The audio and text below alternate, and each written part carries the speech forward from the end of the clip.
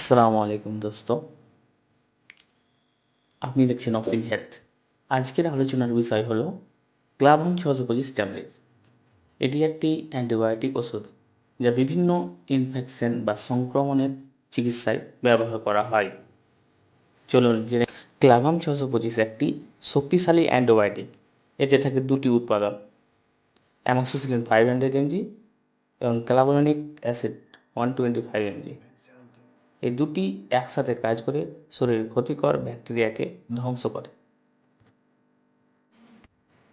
ক্লাভাম 625 সাধারণত নিচের ইনফেকশনগুলোর জন্য ব্যবহার করা হয়: গলা বা টনসিলের ইনফেকশন, কান বা সাইনাসের ইনফেকশন, ফুসফুসের সংক্রমণ যেমন ব্রঙ্কাইটিস, নিউমোনিয়া, ইউরিন সংক্রমণ, দাঁতের ইনফেকশন, ত্বকের বা নরম টিস্যুর ইনফেকশন, যে কোনো ঠান্ডা লাগাতে এই মেডিসিন ব্যবহার করা হয়।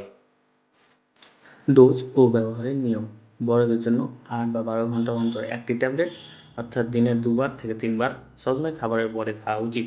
এতে পেটের সমস্যা কম হয়। পরপর দিনে নির্ধারিত সময়ে খাবেন।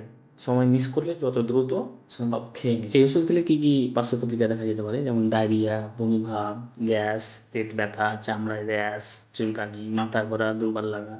যদি মুখ খুলে যায়, শ্বাসকষ্ট হয়, চোখ হলুদ হয়ে যায়, তবে ওষুধ বন্ধ করে ডাক্তারের পরামর্শ নিন। আপনার যদি এই ওষুধ নিয়ে আর কোনো প্রশ্ন থাকে, কমেন্টে লিখুন। আর স্বাস্থ্য টিপস পেতে ওয়াসিম হেলথ চ্যানেলটিকে সাবস্ক্রাইব করুন, লাইক করুন, শেয়ার করুন। Thanks for watching.